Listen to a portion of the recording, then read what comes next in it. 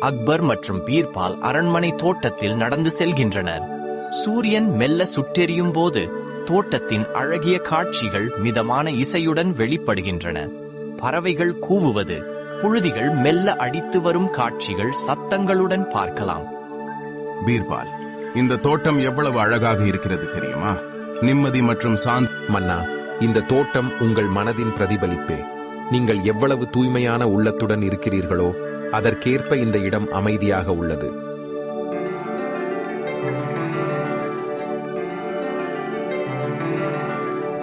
உன் வாயின் கண்ணாடியில் என்னை திரும்ப பார்த்தால் நான் உன் பேச்சுக்களை நம்ப நேரமாகும்.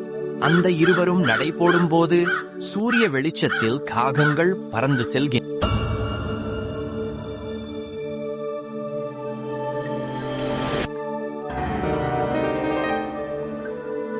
அக்பர் நடையை நிறுத்தி பீர்பாலின் முகத்தை நோக்கி பார்க்கிறார். சரி பீர்பால், உன்னிடம் ஒரு கேள்வி. உன் புத்தி கூர்மை எவ்வளவு தூரம் இருக்கிறது என்பதை பார்க்க ஆசைதான். மன்னா, உங்களின் கேள்விக்கு பதிலளிக்க எப்போதும் தயார்.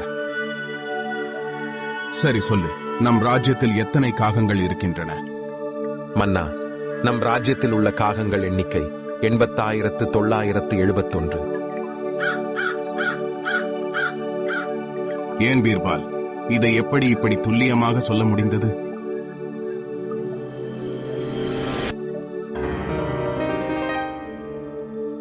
அக்பர் நிதானமாக பீர்பாலின் முகத்தை நெருங்கி பார்க்கிறார்.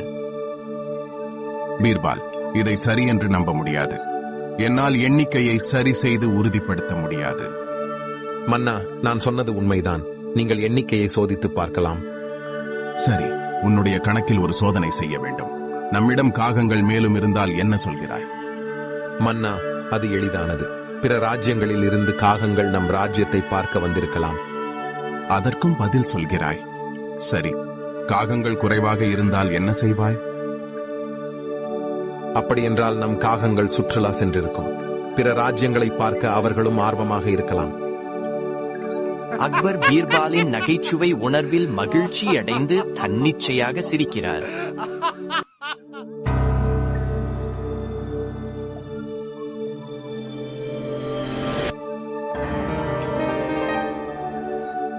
பீர்பால், உன் புத்தி கூர்மையால் நான் நிச்சயம் பிரமிக்கிறேன்.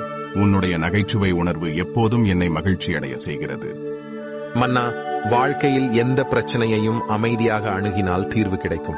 அதை மட்டுமே நானும் நம்புகிறேன்.